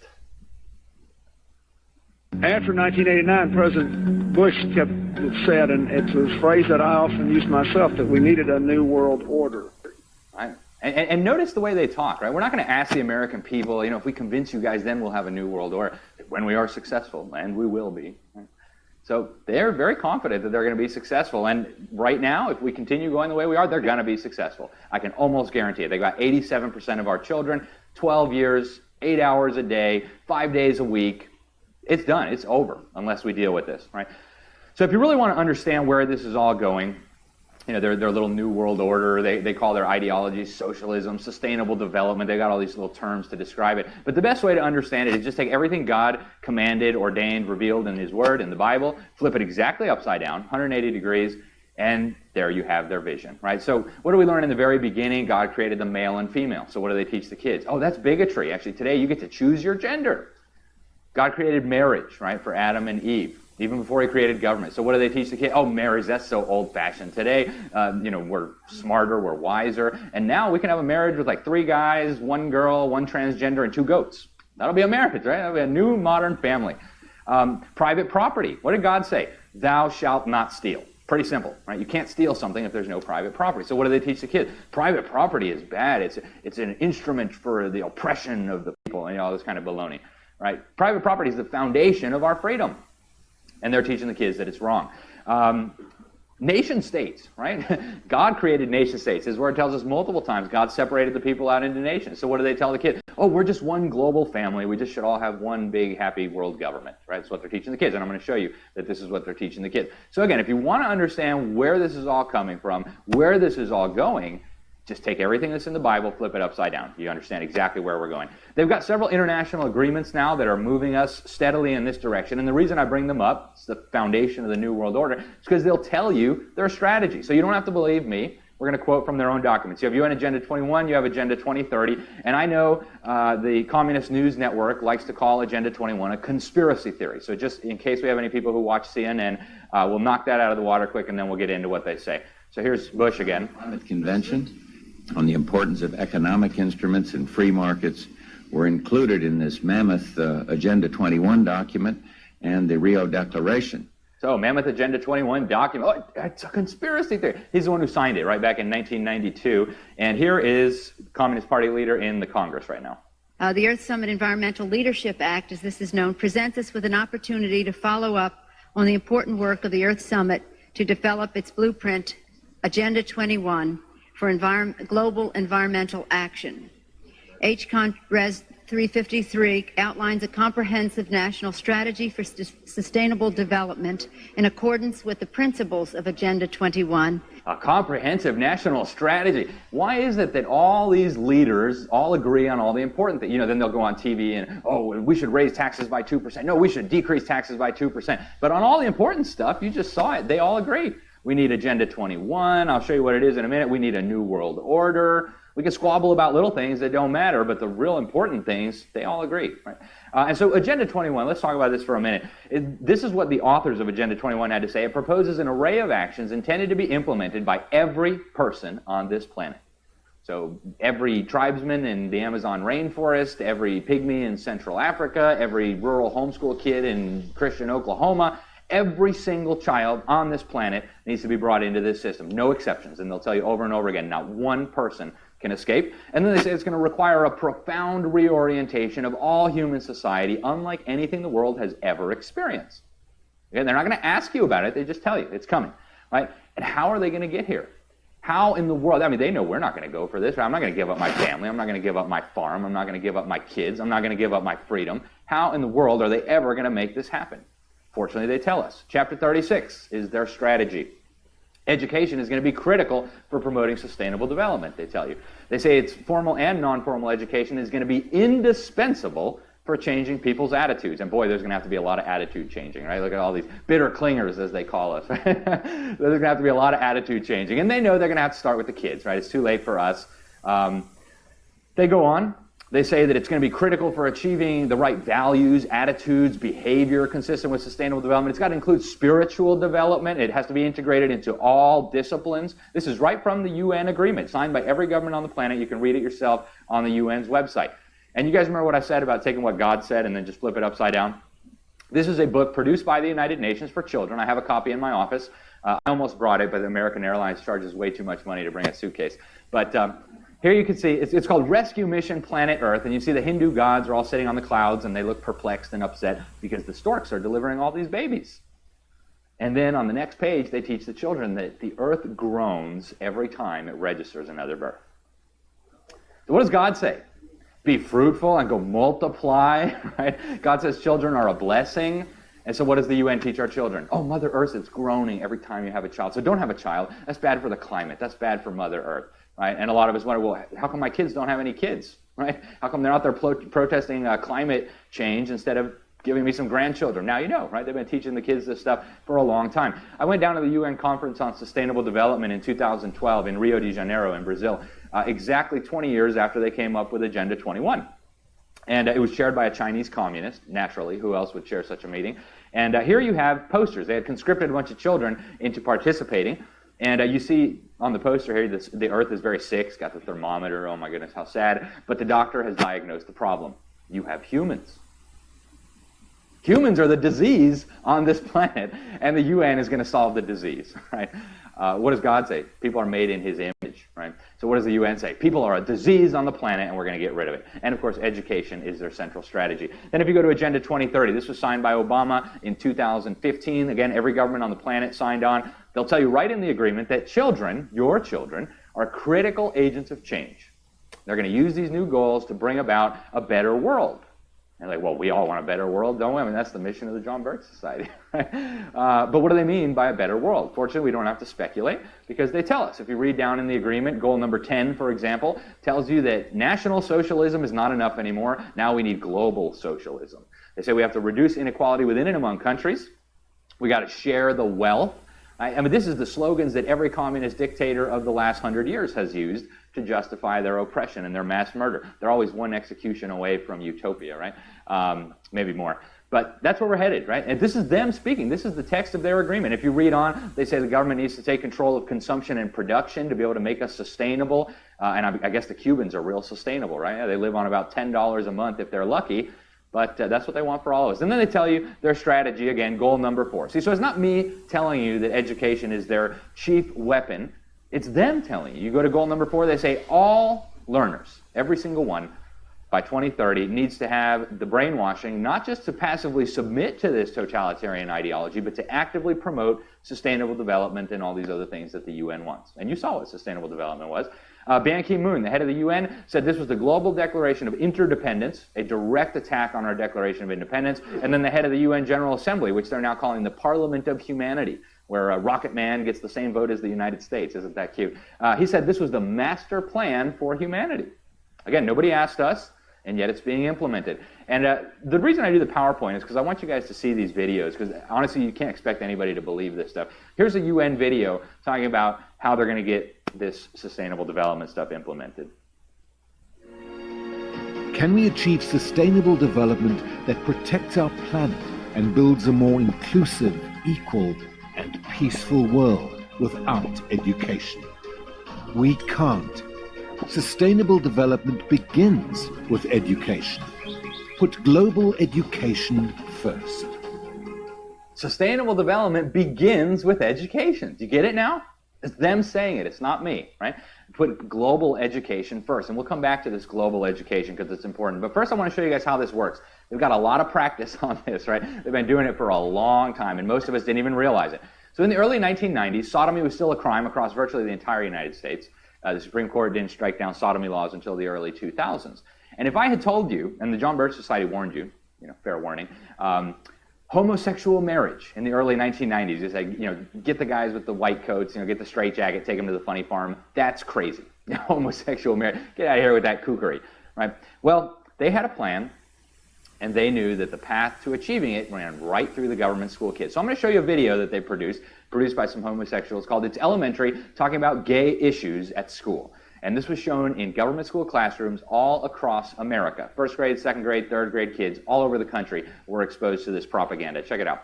Today, the law says that if you're the same sex, 2 men and 2 women, you can't get married. It is against the law. And I thought that it might be kind of fun for us to sort of be pretend judges for a few minutes. What I'm going to give each of you is a sheet that just tells you that some people think that it's wrong for gays to get married, that it's not natural, and that it goes against what a family is. Other people think that the state should not decide these things, that it should just be up to 2 adults to decide what they want to do. What do you think the answer to these questions are? Should gays be allowed to marry? Should they not? I don't see why they shouldn't. I don't see why they shouldn't. Right, so, and it shows all the little kids for the peer pressure purpose. Oh yeah, how bigoted that we wouldn't allow homosexuals to be married. They love each other, right? So they were preparing our kids, and what happened? They couldn't get this passed on the ballot in California, or at the land of fruits and nuts. They asked the people, what do you guys say? No, thank you, right? So even in California, they couldn't do it. But they knew they had prepared enough of our children so that when the Supreme Court was ready, the pretend judges, they could strike down our marriage laws. Barack Hussein Obama would light up our White House in rainbow colors, a symbol hijacked from God, and ta-da, right? We were upset. They had brainwashed our kids. And now here you have the Portland public school teachers marching in pride parades. And I could show you some horrifying pictures of these pride parades. But I want to show you how far we've fallen. Here's a video from Good Morning America. Drag kids. Look how brave. And if you haven't heard the name Desmond Napoles, get ready for this trailblazing 11-year-old drag kid who RuPaul is calling the future. His bravery is inspiring so... The future in bravery, right? Good Morning America. That's as mainstream as you can get. And this would never have been possible without the indoctrination that took place in public schools over the last few generations. Right, now I want to show you guys what they're teaching the kids today. And this is going to sound totally crazy to anybody who got an education prior to like 2005. Because we all learned that carbon dioxide is the gas of life. It's this wonderful molecule. Humans exhale it. The plants use it for photosynthesis. And isn't that wonderful? It's the cycle of life. In fact, we're all carbon-based life forms, right? You could not have life on this planet without CO2. And yet they're teaching our kids, you hang on to your seats, that CO2 is a toxic pollution that's going to kill us all unless we let the UN tax and regulate it. We're all doomed within 12 years. That's what they're teaching the kids from CO2, right? You exhale about 2 pounds of CO2 per day. Right? Human emissions of CO2 make up a fraction of 1% of all the greenhouse gases in the atmosphere. I've been going to these UN conferences on climate change for a decade, and I've interviewed a lot of the scientists. Anyone who will ever talk to me, I'll put them on camera and talk to them. And what you'll find, you can go on YouTube and watch these, even a lot of their own scientists will say, this is a giant hoax. They're lying. I tried to tell them that this was not correct, and they did it anyway. Right? So it's a giant hoax. From a scientific perspective, the idea that human emissions of CO2 are causing climate change is absolutely ludicrous. But from a totalitarian point of view, it's brilliant. Right? There's nothing you can do that doesn't involve CO2 emissions. Nothing. You can't eat, you can't sleep, you can't watch TV, you can't turn on a light bulb, you can't even die without CO2 emissions. Right? You die, you decompose, CO2 comes out. It's just how it works. Right? So there's nothing you can do that would be outside the regulatory and taxation purview of the UN if they make this through. And they've looked at the polling data. They know that the overwhelming majority of older Americans knows this is idiocy. So what do? They go for the kids. Here's a video by the UN, what they want in the schools.